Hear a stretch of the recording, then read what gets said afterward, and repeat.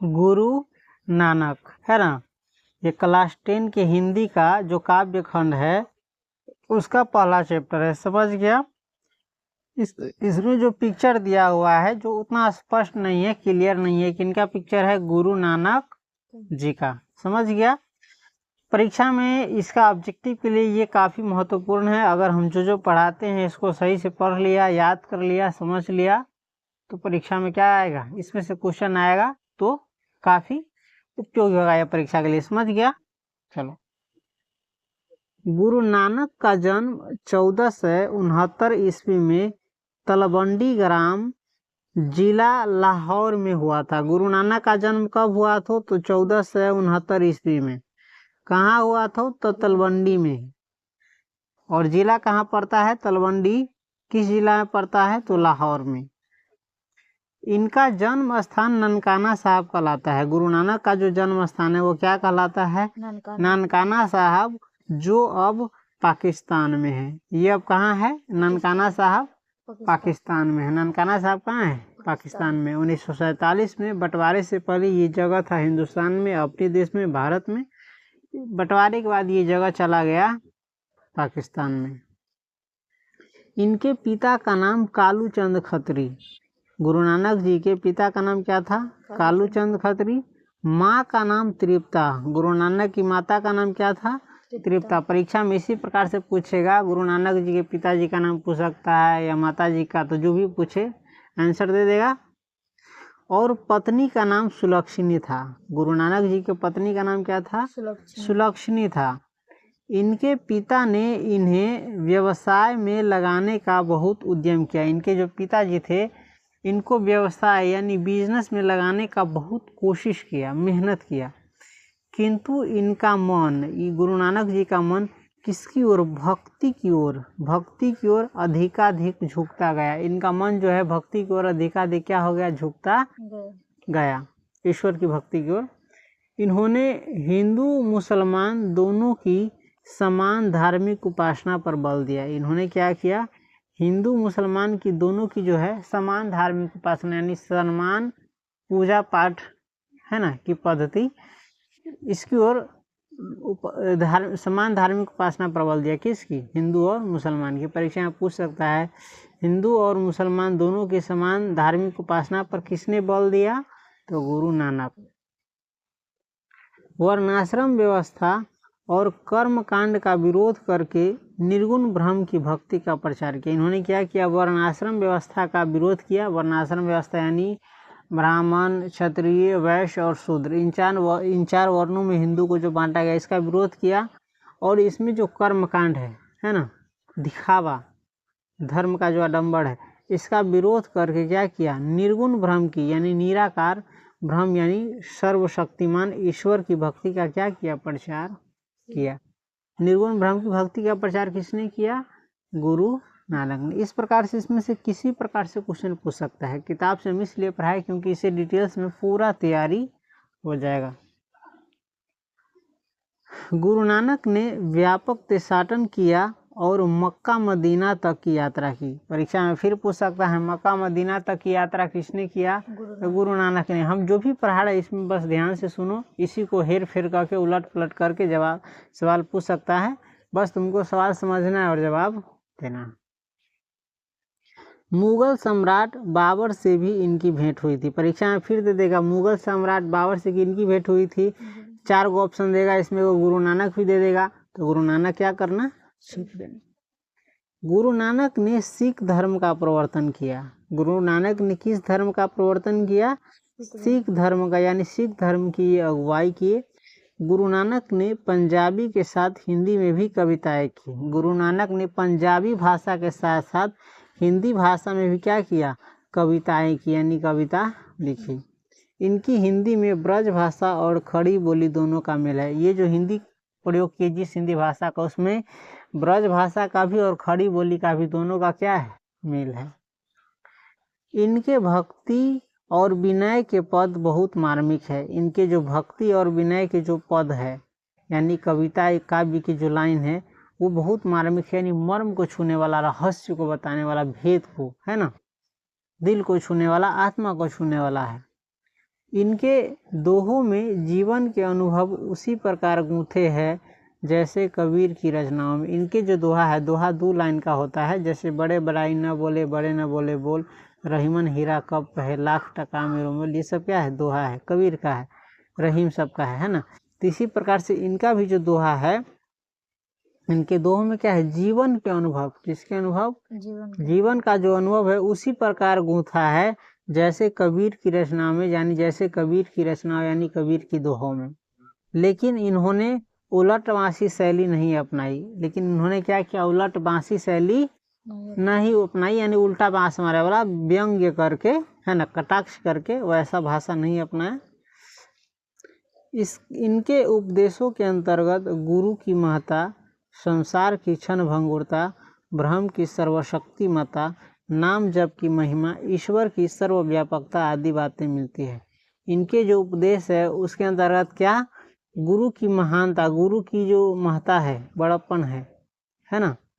संसार की जो क्षण भंगुरता है, संसार क्षण भंगुरता है, ये हमेशा रहने वाला नहीं है, हम लोग हमेशा रहने वाले नहीं हैं। क्षण भर में यानी कुछ समय के बाद हम लोग का भी क्या होगा, नष्ट हो जाना है। तो कुछ समय यानी कुछ काल के बाद, वर्ष के बाद, 50, 60, 100 वर्ष के बाद आई धरती जो अरबों करोड़ों वर्ष के ही, ओकरा सामने 100 वर्ष, 150 वर्ष, 50 वर्ष क्षण भंगुर नहीं। तो संसार की क्षण भंगुरता और ब्रह्म की सर्वशक्तिमता, ब्रह्म यानी ईश्वर की जो सर्वशक्तिमान है जो ईश्वर, उसका, और नाम जप की महिमा, भगवान के नाम की, राम नाम के जप की महिमा। और राम नाम के जप की महिमा बहुत अपरंपार है, इससे दुख से आदमी क्या होता है, पार उतर जाता है इस नाम से। किस नाम से, राम नाम के जप से। और ईश्वर की सर्वव्यापकता, और ईश्वर जो है हर जगह है, सभी चीज में विद्यमान है, हर चीज में विद्यमान है, ऐसी बातें मिलती हैं। समझ गया, इसके उपदेश में, गुरु नानक के उपदेश में। इनकी रचनाओं का संग्रह सिखों के 5वें गुरु अर्जुन देव ने सन 1604 में किया, जो गुरु ग्रंथ साहिब नाम से प्रसिद्ध हुआ। इनकी रचनाओं का संग्रह, इनका जो उपदेश है, जो पद है, इनका संग्रह है ना, कौन किया, सिखों के 5वें गुरु। परीक्षा में पूछ सकता है सिखों के 5वें गुरु कौन थे, तो गुरु अर्जुन देव, है ना। सिखों के 5वें गुरु सन 1604 ईस्वी में किया। इनका जो भी रचना है उसको एक जगह एकत्रित करके गुरु ग्रंथ साहब के नाम से छपा, किताब पुस्तक बन के, रचना बन के, ग्रंथ बन करके। गुरु नानक की रचनाएं हैं, गुरु नानक की रचनाएं हैं कौन कौन, जपू जी, आशा दीवार, रही रास और सोहिला, ये सब किनकी रचना है, जपू जी, आशा दीवार, रही रास और सोहिला गुरु नानक की। यानी इन सब के लेखक है गुरु नानक, चाहे रचयिता है चाहे रचनाकार है कौन, गुरु नानक। कहते हैं कि सन 1539 में, कब, 1539 में इन्होंने वाह गुरु कहते हुए अपने प्राण त्याग दिए। सन 15, इनका निधन कब हुआ, 1539 में, और क्या कहते हुए इन्होंने अपने प्राण त्याग दिए, वाह गुरु। समझ गया यहाँ तक। तो हम जो लाइन पर है उन सब लाइन को याद रखना है, सुनना है 4 बार 5 बार, जिससे क्या हो जाए, ये चीज याद हो जाए। निर्गुण निराकार ईश्वर के उपासक गुरु नानक हिंदी की निर्गुण भक्ति धारा के एक प्रमुख कवि है। परीक्षा में पूछेगा फिर तुमसे निर्गुण भक्ति धारा के प्रमुख कवि कौन है, तो गुरु नानक। चाहे गुरु नानक किस धारा के कवि है, तो निर्गुण भक्ति धारा के, है ना। और ये निर्गुण निराकार ईश्वर के उपासक है ना। पंजाबी मिश्रित ब्रज भाषा में, पंजाबी जो भाषा है उसमें ब्रज भाषा को भी इसने मिश्रित किया है, तो पंजाबी मिश्रित ब्रज भाषा में रचित इनके पद सरल सच्चे हृदय की भक्ति भावना में डूबे उद्गार हैं। इनका जो पद है, कविता का जो लाइन है, काव्य है, एक पंजाबी मिश्रित ब्रज भाषा में क्या है, सरल है और सच्चे हृदय की भक्ति भावना में डूबा हुआ है। इन पदों में कबीर की तरह प्रखर सामाजिक विद्रोह भावना भले ही न दिखाई पड़ती हो, किंतु धर्म उपासना के कर्मकांड मूलक सांप्रदायिक स्वरूप की आलोचना तथा सामाजिक भेदभाव के स्थान पर प्रेम के आधार पर सहज सद्भाव की प्रतिष्ठा दिखलाई पड़ती है। इनका जो पद है, कबीर का पद क्या है, उसमें सामाजिक विद्रोह की भावना रहती है। समाज का क्या करता है वो पद, विद्रोह करता है, गलत चीज़ है उसका क्या करता है वो विद्रोह करता है। लेकिन ये उसकी तरफ विद्रोह तो नहीं करता है, लेकिन धर्म उपासना का जो कर्म कांड मूलक है, कर्म कांड जानी छिने श्राद्ध ई सब वो सब पूजा पाठ का आडम्बर तरह तरह के आजा बाजा बहुत प्रकार के जो बेकार के चीज ओकरा जो है ना एकर आलोचना करी छै गुरु नानक। और के स्थान पर समाज में जो भेदभाव देखी छी, धर्म के माने छै, धर्म के आधार पर हजारों गो आडम्बर करे छै, लेकिन इतना न समझ पाबी छै आदमी में भेदभाव करे छै, ना करे छै ऊंच नीच छोट बड़ छूत अछूत उच्च जाति नीच जाति सब करे छी ना, तो सब कथी खराब ते करी। एकरा स्थान पर कथी कहै छै प्रेम को आधार बनाता है और समाज में सद्भाव की प्रतिष्ठा इसमें दिखलाई पड़ती है। नानक के पद वास्तव में प्रेम एवं भक्ति के प्रभावशाली मधुर गीत है। नानक के पद जो है, काव्य जो है, कविता जो है क्या है, वास्तव में प्रेम एवं भक्ति के जो प्रभावशाली मधुर है वही गीत है। यहाँ नानक के दो ऐसे महत्वपूर्ण प्रस्तुत है, और यहाँ जो नानक के दो महत्वपूर्ण पद है, एगो राम नाम बिनु बिरथे जग जन्मा, एगो जो नर दुख में दुख नहीं माने, है ना। ये दोनों क्या है, गुरु नानक के ऐसे ही पद है। प्रथम पद बाहरी वेशभूषा पूजा पाठ और कर्म कांड के स्थान पर सरल सच्चे हृदय से राम नाम के कीर्तन पर बल देता है। प्रथम पद जो है राम नाम बिनु बिरथे जगी जनवा, ये है कि क्या करता है, बाहरी वेशभूषा यानी बाहरी जो पहनावा ओढ़ावा है और जो पूजा पाठ है और जो कर्म कांड है, एकरा स्थान पर कथी कहै छै, सरल और सच्चा हृदय से राम नाम का जप कीजिए, राम नाम का कीर्तन कीजिए। ये बाहरी इतना दिखावा जरूरी नहीं है, कर्म कांड इतना जरूरी नहीं है जिसमें आदमी धंस जाए, क्योंकि नाम कीर्तन ही सच्ची अस्थायी शांति देकर व्यक्ति को इस दुख में जीवन के पार पहुंचा पाता है। क्योंकि जो है नाम कीर्तन ही, राम नाम का जप, ये सब जो कीर्तन है ये जो है ना सच्चा अस्थायी शांति दे करके, इन्हें ये डीजे बजा के यहाँ से वहाँ सुनाए, सच्चा शांति कौन दे, राम नाम के जप कीर्तन। और ये ही व्यक्ति को जो इसमें इस दुख में जीवन है, जीवन क्या है, दुखों से भरा हुआ है, इस जीवन से क्या उतार देता है, पार पहुंचा देता है, कौन सी, राम नाम का जप। द्वितीय पद में, द्वितीय पद है जो नर दुख में दुख नहीं माने। दूसरा पद में जो है सुख दुख में एक समान उदासीन रहते हुए, सुख हो तैयो और दुख है तैयो, इसमें कोई अथी नहीं है, सुख है तो ज्यादा अथी न है, दुख है तो ज्यादा रोइए न लगे। सुख और दुख दोनों में क्या रहना है, उदासीन रहा है, चाहे सुख जाए चाहे दुख है, दोनों में एक समान जीना है ना।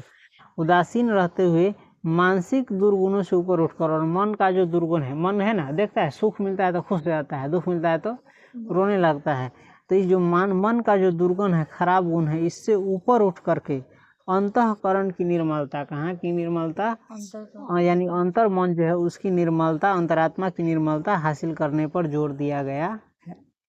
संत कवि गुरु की कृपा प्राप्त कर इस पद में गोविंद से एकाकार होने की प्रेरणा देता है। संत कवि गुरु की कृपा प्राप्त करके इस पद में जो है गोविंद यानी हरि भगवान से, भगवान श्री कृष्ण से, राम से एकाकार होने की क्या करता है, प्रेरणा देता है। कौन, ये दूसरा पद, जो नर दुख में दुख नहीं माने।